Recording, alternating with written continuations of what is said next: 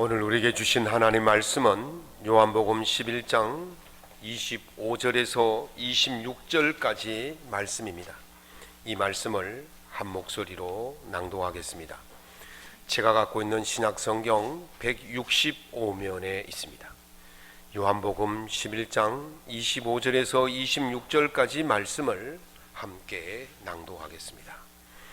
예수께서 이르시되 나는 부활이요 생명이니 나를 믿는 자는 죽어도 살겠고 무릇 살아서 나를 믿는 자는 영원히 죽지 아니하리니 이것을 네가 믿느냐. 아멘. 오늘 본문의 말씀을 가지고 그 길을 걷는 사람들 5번째 시간, 예수님의 은총으로 걷는 그 길이라는 제목으로 은혜의 말씀을 함께 나누고자 합니다. 이 말씀을 통하여 여러분의 삶과 가정과 범사에 하나님의 은총이 차고 넘치시기를 예수님 이름으로 축원합니다. 제가 지난주에 2권의 책을 보았습니다. 한 권은 이영직이라는 분이 쓴 거의 모든 세상 법칙이라는 책이고, 또 한 권은 시라토리 K라는 분이 쓴 세상 모든 법칙이라는 책입니다. 제목이 비슷하죠. 아마 누가 누구 걸 패러디 했을 수도 있는데요. 제가 출판일을 살펴보았더니 이영직이란 분이 쓴 거의 모든 세상 법칙이 한 10년 정도 더 빨리 나왔더라고요. 그리고 그 시라토리 K라는 분이 쓴 책은 2022년도에 나왔던 책이에요. 두 가지 책들을 비교해 보니까 공통적으로 이야기하는 것이 연력학 법칙이라는 것을 이야기를 했습니다. 아마 학교 다니실 때 과학 시간에 열심히 들으셨던 분은 연력학 법칙에 대해서 조금 기억이 날 거고, 그렇지 않으면 잘 모르는 법칙일 수가 있습니다. 제가 이 연력학 법칙을 쭉 살펴보니까 우리 인간 상태와 거의 흡사한 것을 발견할 수가 있었어요. 그래서 오늘 제가 이 연력학 법칙을 가지고 인간 상태가 어떤 것인가를 한번 살펴보려고 합니다. 사실 물리학자나 과학자들에게는 연력학 법칙이 쉬운 이야기지만 우리에게는 매우 생소한 이야기고, 또 제가 설명을 해드려도 과학자들이나 물리학자들이 보기에는 참 미흡한 설명을 하는 것처럼 보일 것입니다.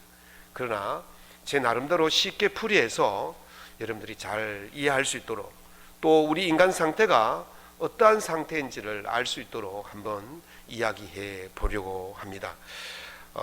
연력학 법칙은 크게 4가지로 나눌 수 있는데, 첫 번째 법칙이 우리 이제 그 순서를 1, 2, 3, 4 이렇게 나가잖아요.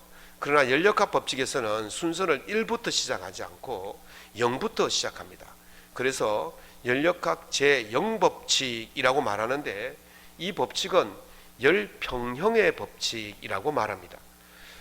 요즘 날씨가 많이 따뜻해졌습니다만은 한겨울이 되면 교회 본당에 들어오면 아침에 제가 와서 보면 영상 3도에서 4도 정도가 됩니다.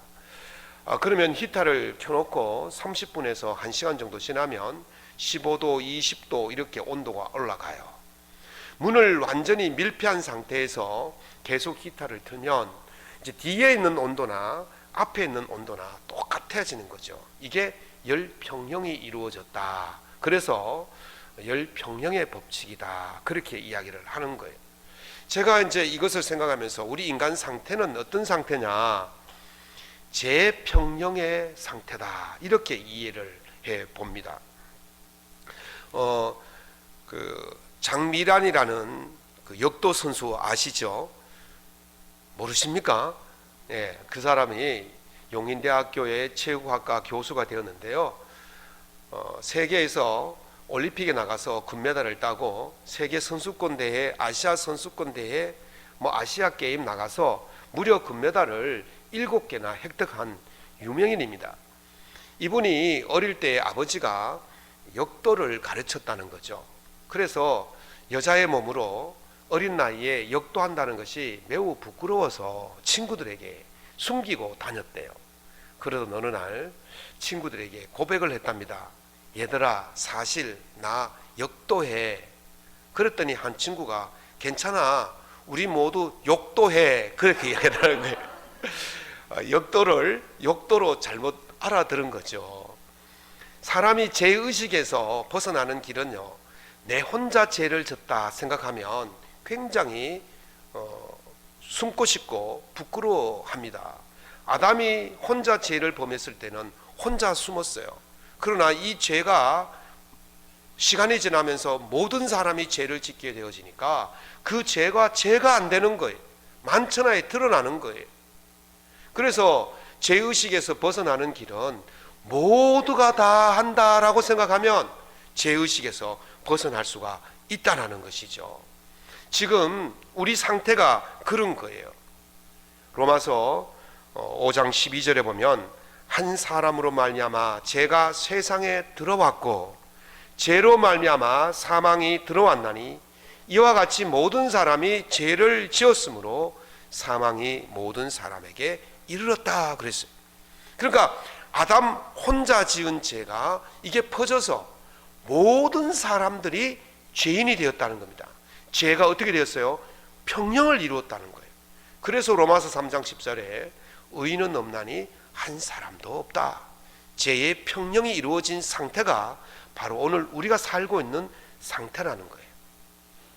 두 번째로 연력하게 제1법칙, 이제 두 번째 법칙인데 제1법칙이라고 하는데 이것을 에너지 보존의 법칙이라고 이야기합니다.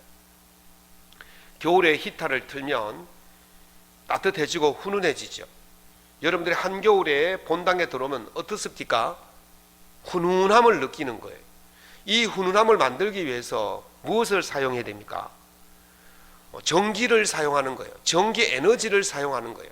전기 에너지로 히터를 가동시키면 히터에서 무엇이 나옵니까?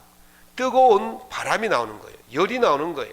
그래서 전기 에너지가 열바람으로 바뀌고 열바람이 우리 신체에 닿으면 우리 신체 에너지로 바뀌어서 우리 몸이 따뜻해지는 거예요. 그래서 에너지 보존의 법칙이라는 것은 에너지의 총량은 같은데 다만 뭐만 바뀌어요? 형태만 바뀌었다는 거죠. 전기 에너지에서 열 에너지에서 신체 에너지로 바뀌었을 뿐이고 에너지는 항상 똑같다. 이것이 바로 에너지 보존의 법칙인 것입니다. 그래서 제가 이것을 생각해 보면서 우리 인간의 모습이, 우리 인간의 상태는 죄의 보존을 하는 상태다. 그런 생각을 해 보았습니다. 중세시대에 피렌체라는 그 도시국가가 있었습니다. 그 도시국가에 유명한 소설가가 있었는데 이 사람의 이름이 조비니 보카치오예요. 같은 조씨입니다. 네. 조비니 보카치오인데 이 보카치오는요 굉장히 유명한 사람입니다. 이 사람이 쓴 책 중에 하나가 데카메론이라는 책이 있어요. 단테가 쓴 책은 신곡이라고 부르고 이 보카치오가 쓴 책은 인곡이다 이렇게 부를 정도로 단테와 쌍벽을 이루는 그런 유명한 사람입니다. 이 사람이 쓴 책 중에 데카메론은 데카라는 말은 11이라는 뜻이 있고 메론이라는 것은 이야기라는 뜻이 있어요. 그래서 데카메론 그러면 10일간의 이야기라는 뜻이죠. 중세시대 때에 지금처럼 코로나처럼 이 흑사병, 페스트라 그러죠. 이 흑사병이 굉장히 창궐을 했어요.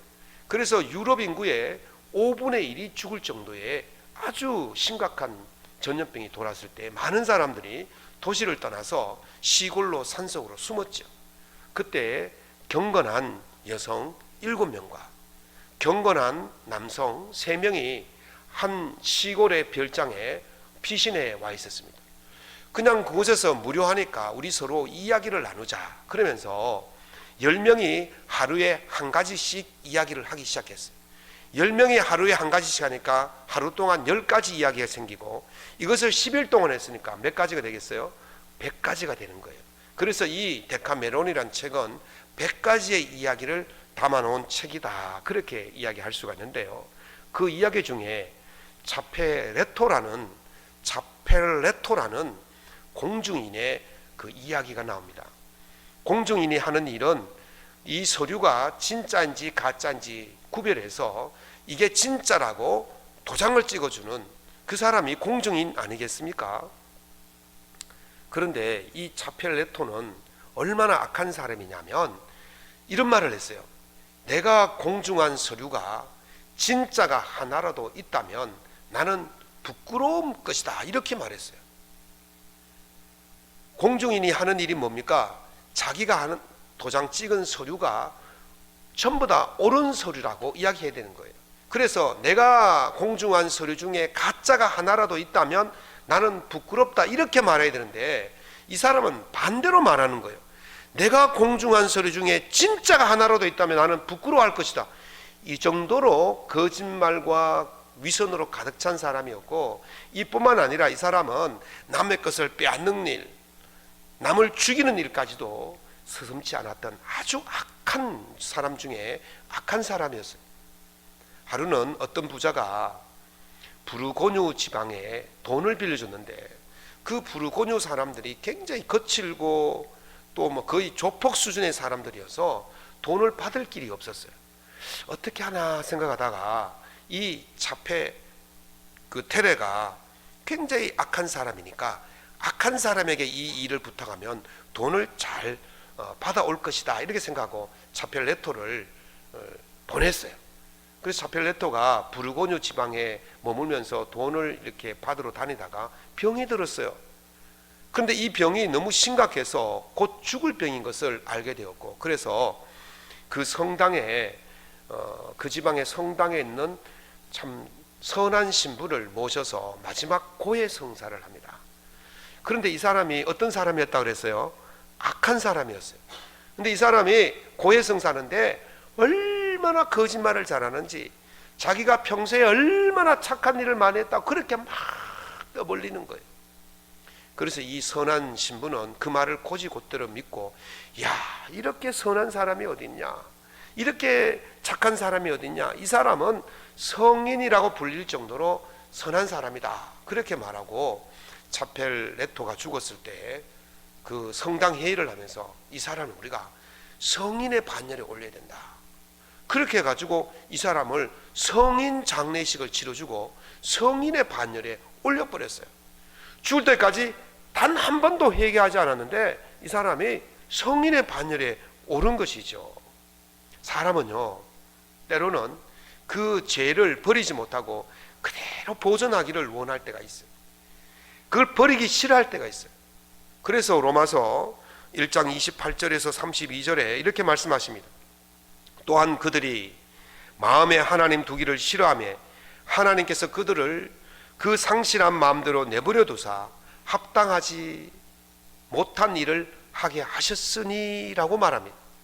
그리고 그들이 이 같은 일을 행하는 자는 사형에 해당한다고 하나님께서 정하심을 알고도 자기들만 행할 뿐만 아니라 또한 그런 일을 행하는 자들을 옳다 하느니라 그랬어요.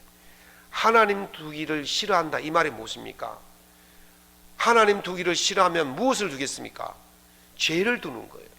하나님 대신에 죄를 품고 사는 거예요. 그 죄를 품고 살면서 이것이 분명히 죄다, 하나님께서 사형을 시킬 만한 죄라고 그렇게 알면서도 그 사람이 어떤 일을 하느냐, 그 악한 일을 하고, 그리고 그 악한 일을 하는 사람들에게 네가 잘하고 있다고, 옳다고 그렇게 한다는 거죠. 이게 무슨 말입니까? 사람은 죄를 버리기 싫어한다는 거예요. 이래서 인간의 상태는 죄 보존의 상태로 그렇게 살아가는 것입니다. 세 번째 연력학 법칙은 연력학 제2법칙이라고 그러는데 엔트로피 증가의 법칙이라고 말합니다. 자, 100도 되는 뜨거운 물과 0도 되는 차가운 물을 섞으면 어떻게 되겠습니까? 더하기도 빼기도 잘 안 되십니까? 예. 너무 제가 오늘 이 연력학, 물리학 이야기하니까 너무 힘들어서 그냥 입을 다물고 계신 것 같은데, 100도의 물과 0도의 물을 섞으면 몇 도가 되겠습니까? 단순 계산으로 50도가 되는 거예요. 저는 이것을요, 50도가 되면 어떤 현상이 일어나냐면 뜨거운 물이라는 그 질서가 있어요. 뜨거운 물이란 질서. 그 뜨거운 물이란 질서가 깨지는 거예요. 그러면 어떻게 됩니까? 무질서가 늘어나는 거예요. 그래서 엔트로피라는 말은 무질서의 도, 무질서의 수치라고 말할 수 있어요. 그래서 엔트로피가 증가한다는 것은 무질서의 수치가 증가한다, 이 말이거든요. 이해 가십니까? 여기 물잔에 맛있는 물이 있어요. 깨끗한 물인데 여기다 잉크를 한 방울 떨어뜨리면 어떻게 되겠습니까? 잉크가 들어가자마자 퍼져나가는 거죠. 잉크로 써 있을 때는 질서인데 이 잉크가 퍼지니까 무질서가 되는 거예요. 그래서 무질서가 증가하는 법칙이다, 그렇게 말하는 것이죠. 저는 이것을 정체성의 상실이다, 그렇게 말합니다. 뜨거운 물로서의 정체성을 잃어버리는 거예요. 잉크로서의 정체성을 잃어버리는 거예요. 그래서 무질서와 혼돈이 증가하는 것이죠. 우리 인간의 상태가 어떤 상태냐? 바로 이 정체성 상실의 상태라는 거예요. 창세기 5장에 보면 그 아담의 족보가 나와요. 이 족보에는 5장에는 10명의 사람이 나오는데, 제가 이 10명의 사람이 산 나이를 다 더하기를 해봤어요. 목사가 별로 할 짓도 없다, 그렇게 생각할 수도 있는데, 다 더하기를 해보니까 그 중에서 에녹은 365세를 살다가 하나님의 부름을 받아서 승천했다 그랬거든요. 그러니까 에녹은 죽지 않고 승천했으니까 지금도 살아있는 거예요. 그러니까 에녹은 빼버리고 9명만 더하기를 하니까 8210살이 되는 거예요. 8210세가 되는 거예요.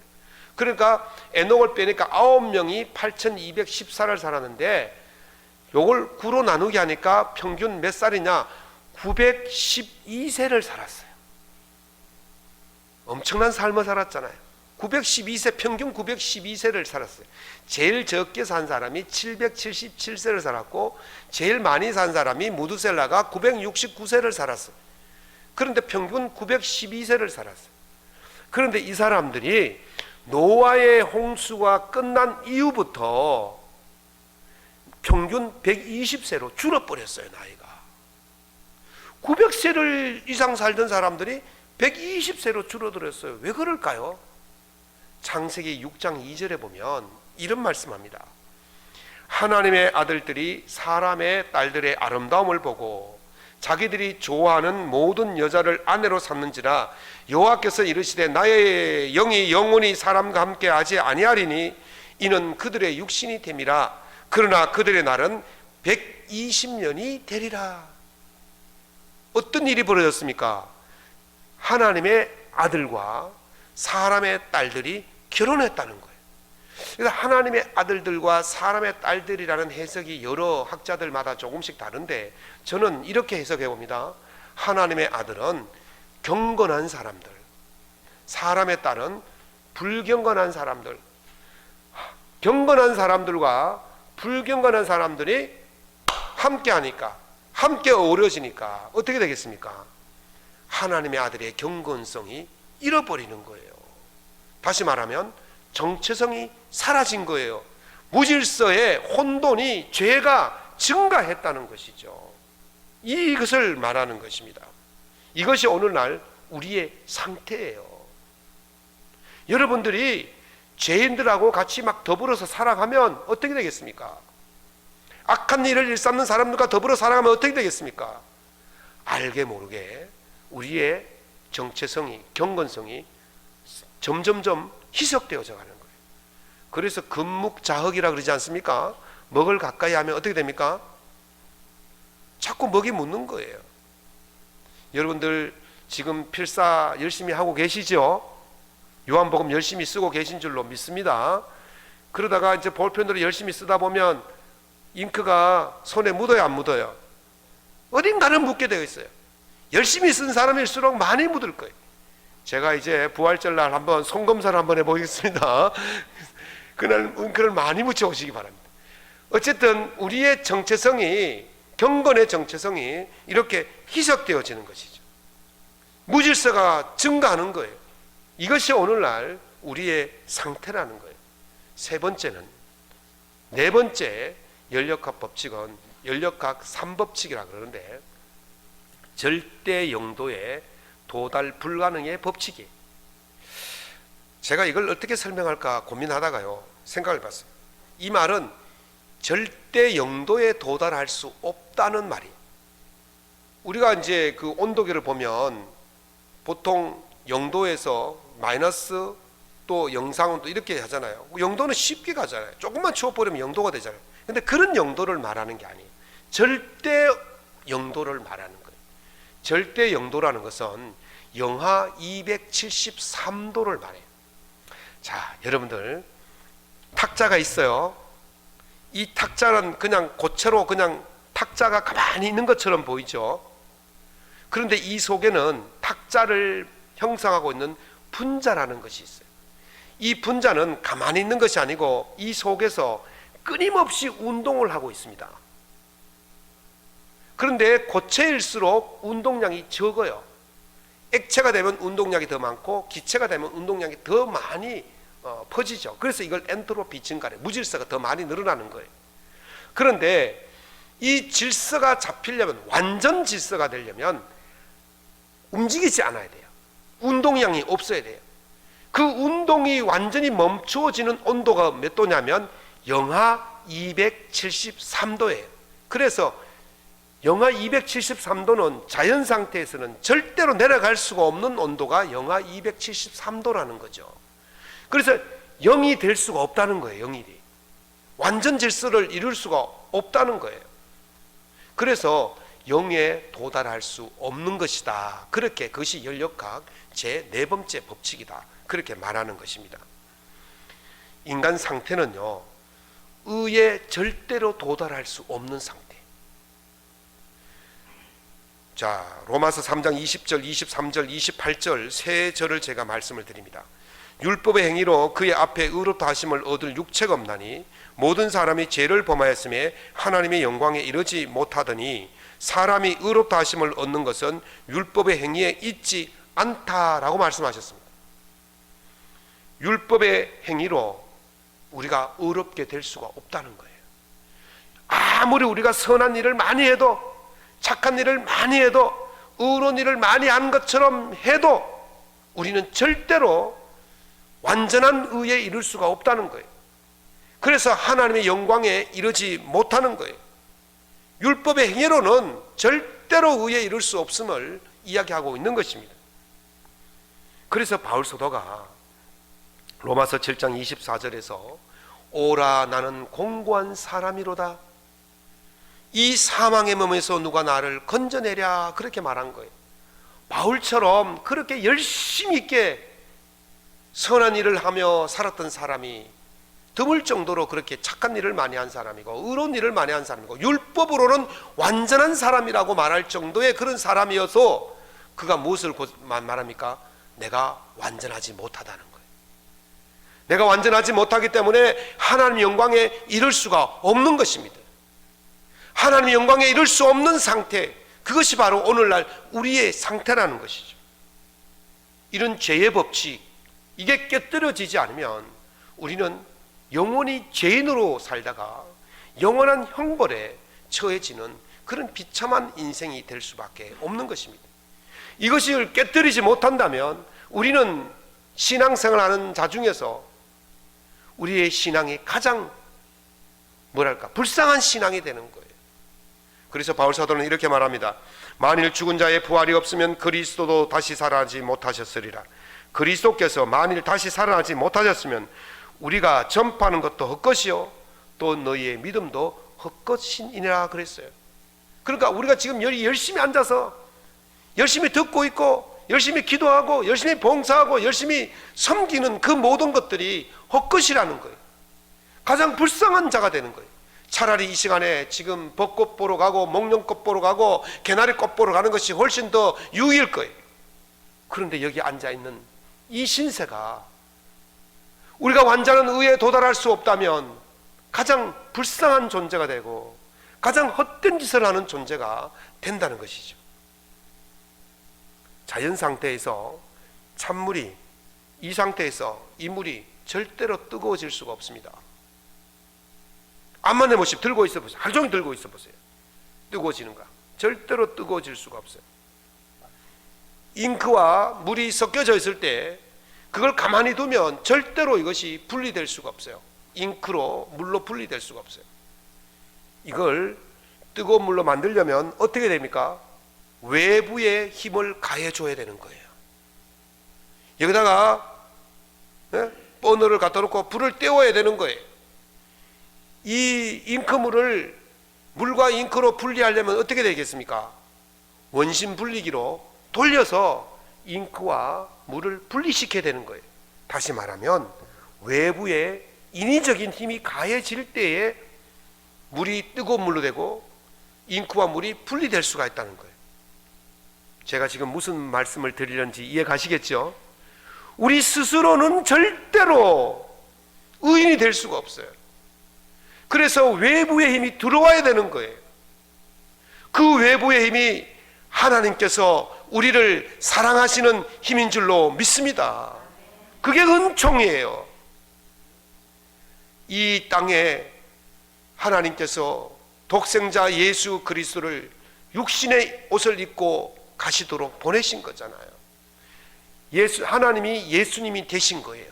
하나님이 예수님 되신 것이 외부의 힘인 거예요. 그게 은총이에요. 하나님이신 예수님께서 십자가를 달려 돌아가시는 것이 우리에게 에너지를 부여하는 거예요. 불을 떼는 거예요. 원심분리기로 돌리는 거예요.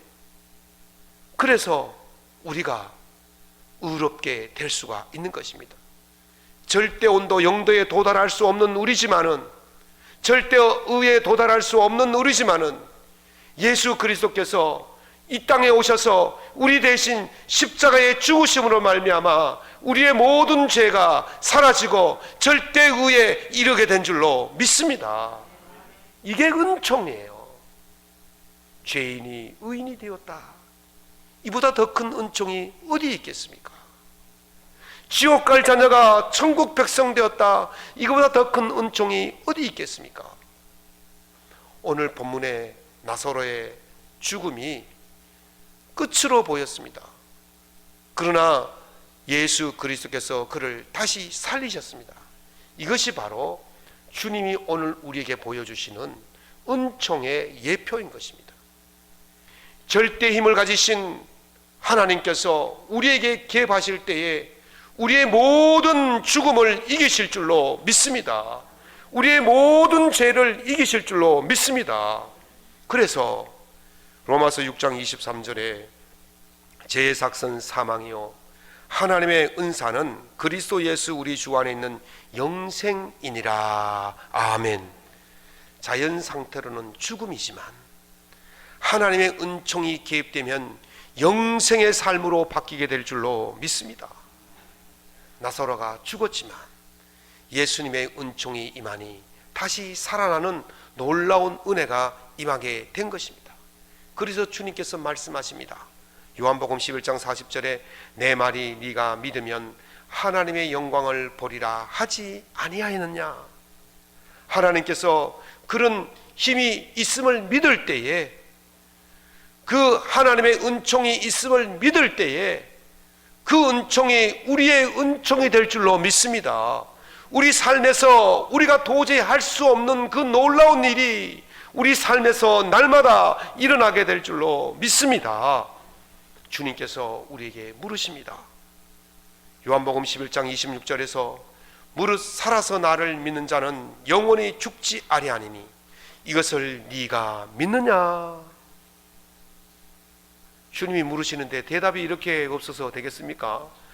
다시 주님께서 물으십니다. 무릇 살아서 나를 믿는 자는 영원히 죽지 아니니 이것을 네가 믿느냐. 아멘. 주님 믿습니다. 그 물으심에 응답하는 것, 그 물음에 응답하는 자는 주님의 은총을 보게 될 줄로 믿습니다. 그 부름에 응답하는 자는 주님의 은총이 날마다 일어나는 일을 체험하게 될 것입니다. 주님의 물으심에 대답하셔서 날마다 주님과 함께 은총의 길을 걸어갈 수 있기를 예수님 이름으로 축원합니다.